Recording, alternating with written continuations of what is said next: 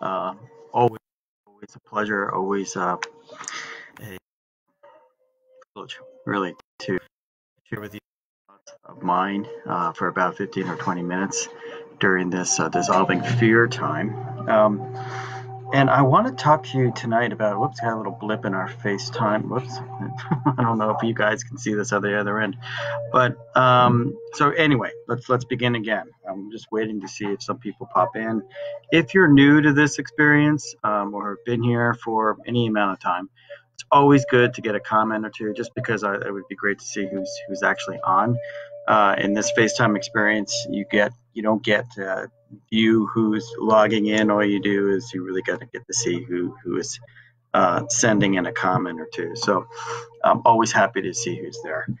I want to begin with actually some scripture that comes out of the New Testament. You can find this actually in Matthew, Mark, and Luke. This exhortation, and it's the most effective in the Gospel according to Matthew. Okay, so Matthew in the 21st chapter, we're asked to watch and be on guard, to become awake, to what's happening in our world, because we never know. We just never know what can happen. And I'm making that association with what's happening in the COVID-19 experience. Obviously, this is still very present. It's not going away. It is part of our fear factor. I'm calling it the fear factor. There's lots of things we're afraid of in this world and in our lives, but this thing has got everybody spooked, and I can certainly appreciate that and understand that. So it's be on guard, so that our hearts are not weighed down with this word dissipation and drunkenness and the worries of this life, and that day catch you unexpectedly like a trap.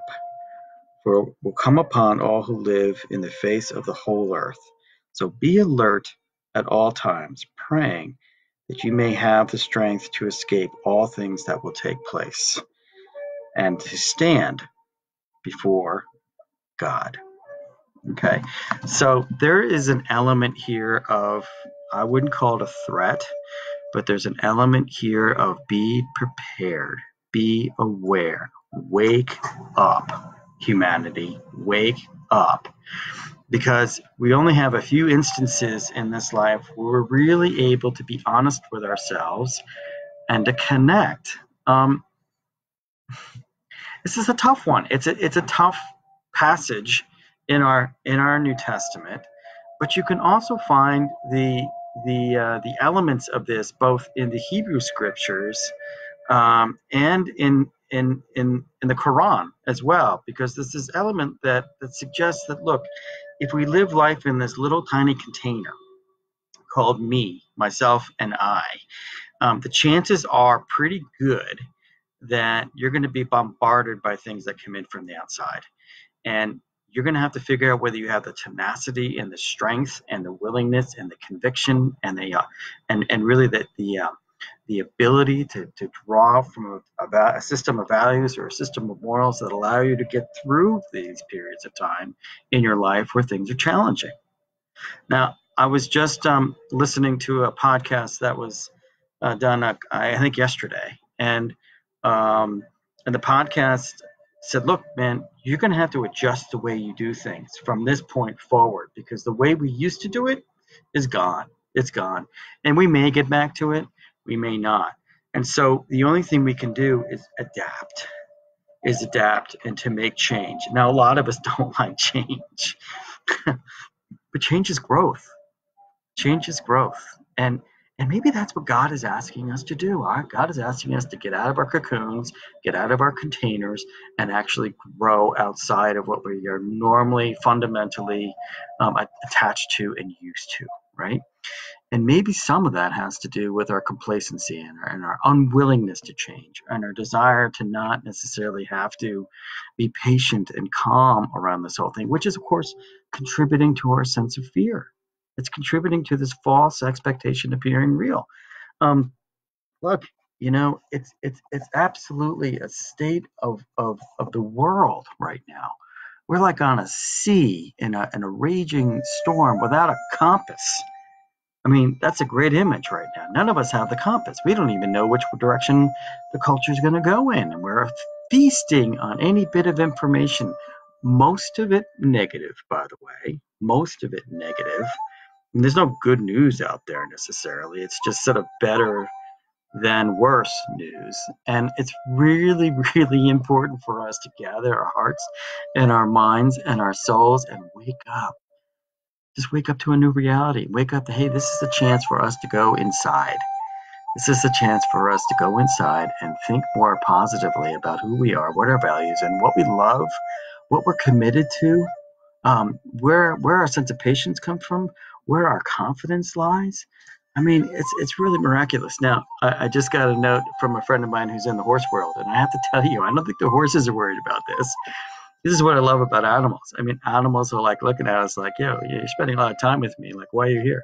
Um, so, so it's like really kind of cool to know that animals aren't paying attention. They're not worried about yesterday. They're not worried about tomorrow. They're worried about right now. You're going to feed me some hay that's been diluted in water for an hour so I don't get colic?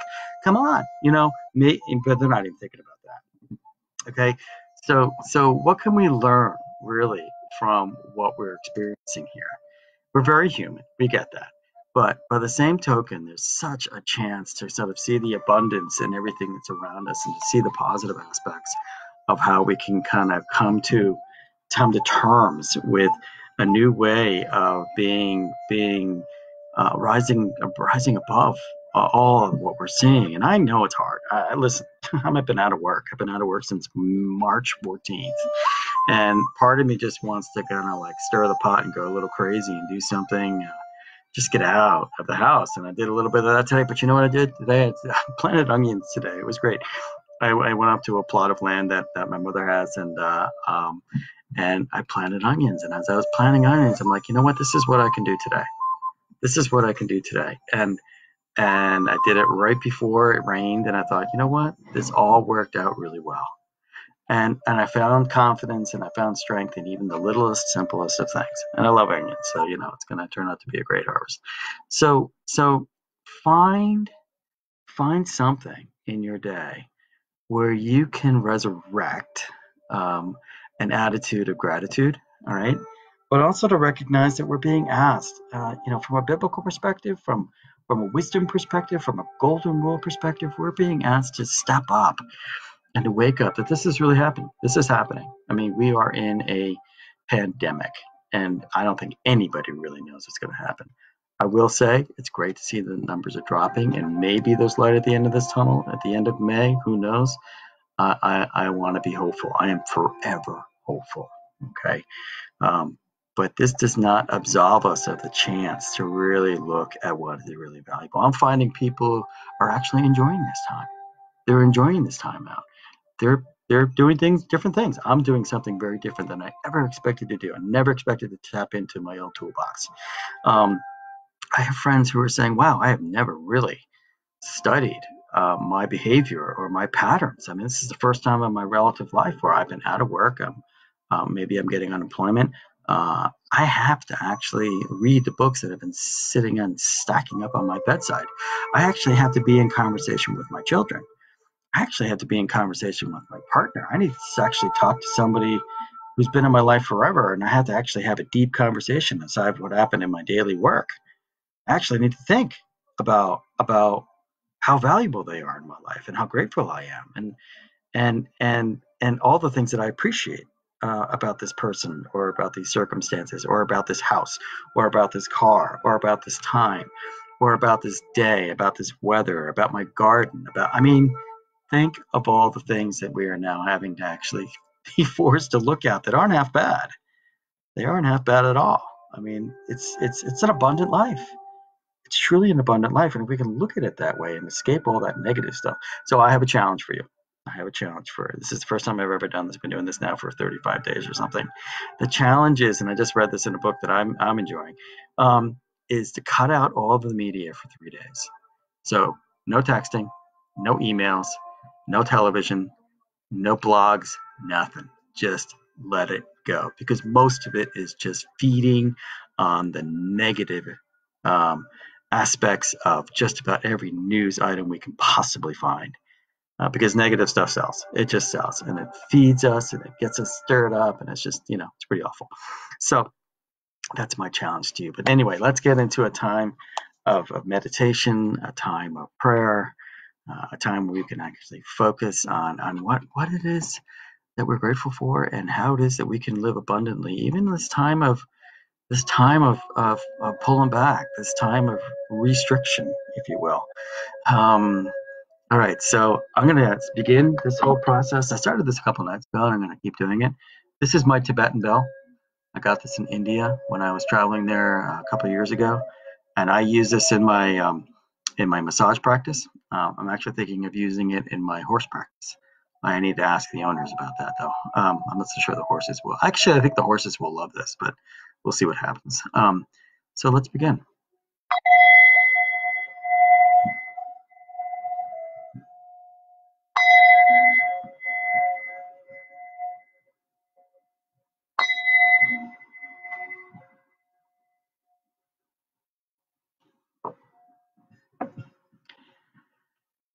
So find a peaceful place. And do a little breathing. Do some deep breathing. Breathe in. Hold it. And breathe out.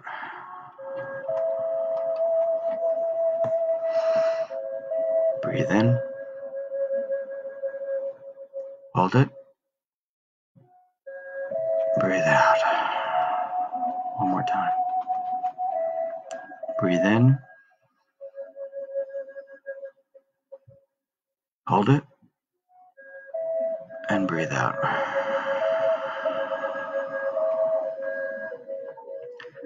So breathe in the love of God.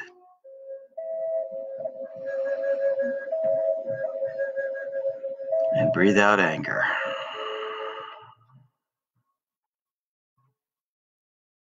Breathe in abundance. And breathe out scarcity.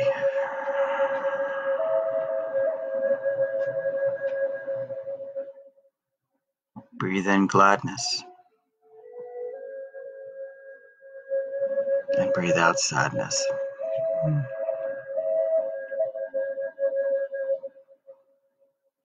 Breathe in gratitude.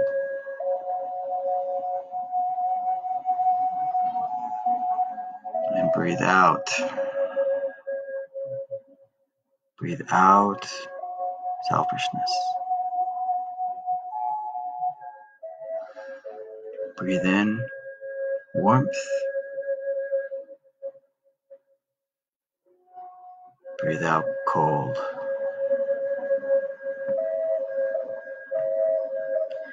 And now that we've kind of settled in, I'm imagining, actually,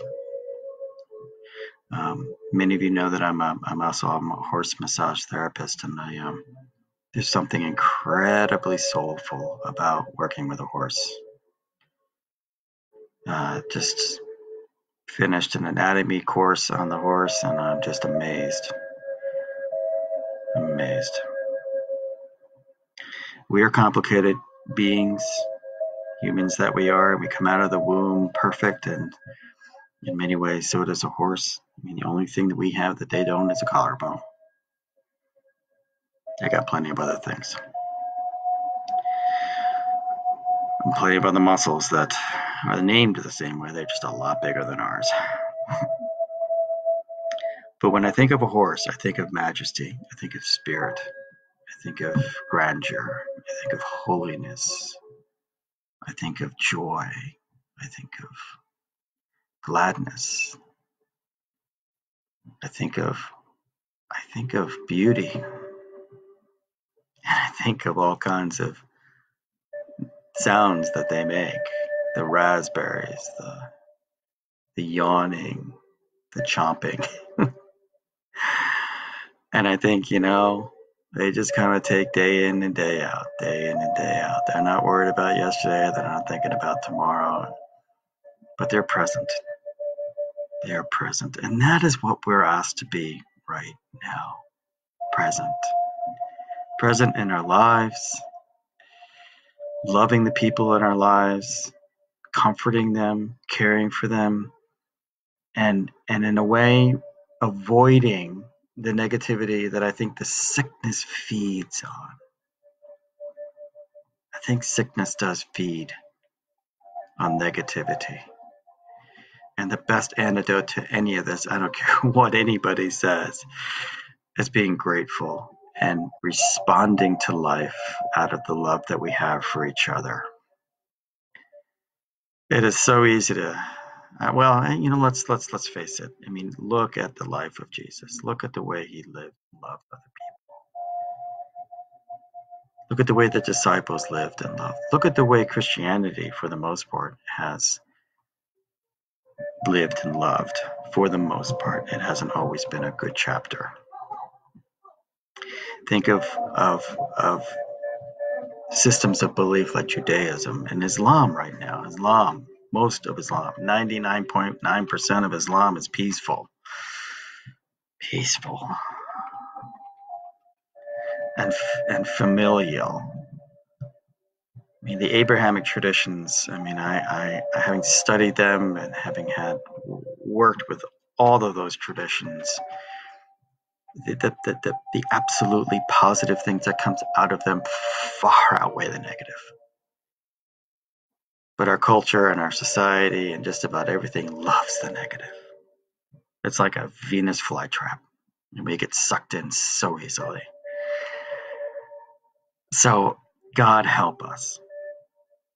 Help us to live in the abundance of what we have, so that we might be antidotes for all kinds of wrath and all kinds of viciousness that we see out there. Let us be the answers to prayer for people who are just looking for calm.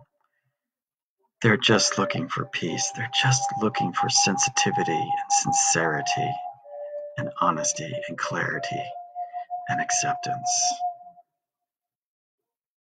These are the things that God asks all of us to be right now in this time of, and it's a challenge. It is a challenge. We have to wake up because we don't really know what's coming. But you know what I'd rather be? I'd rather be somebody who's prepared and ready and willing to be an open book, to be vulnerable, to be accepting, to be loving of those around me.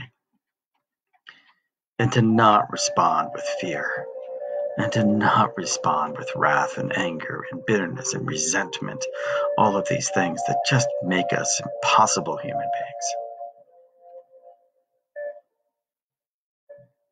So think of the horse. Think of that grand animal just staring back at you and looking at you, imploring you to be emotionally centered and calm and loving.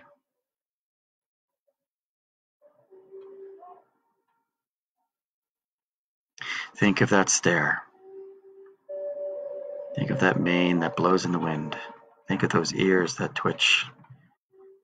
And think of that nose and nostrils that comes over and smells every last piece of scent from your skin, that knows you deep inside and out.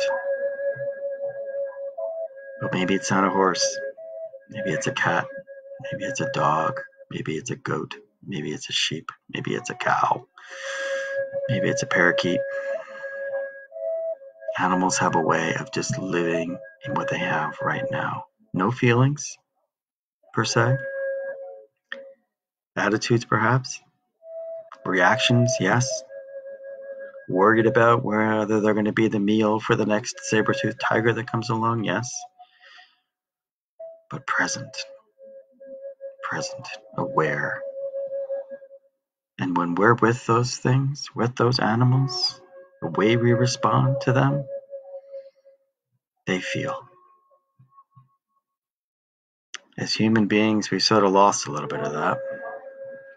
We're so wrapped up in our worries, in our culture, and our competitiveness, in our sense of competency that we worry so much about what everybody else thinks.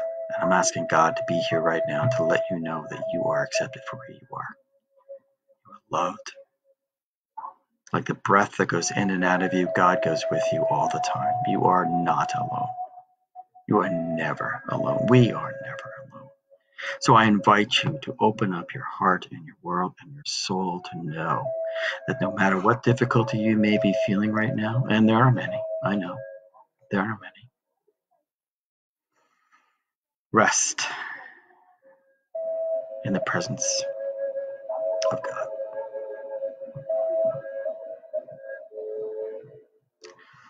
Let us be in a spirit of prayer. Bless, O Lord, this time that we've had together. Help us to be strong. Help us to be vigilant. Empower us, encourage us, strengthen us. Help us to smile. Help us to find the joy. And yes, help us to find the humor. Humor in whatever we can find. And enjoy what we are. Because God never makes anything. He never leaves us out by the curb. We're always valued. Thanks for this time being with me tonight. Have a beautiful Sunday evening. And I'm going to end it with some more ringing.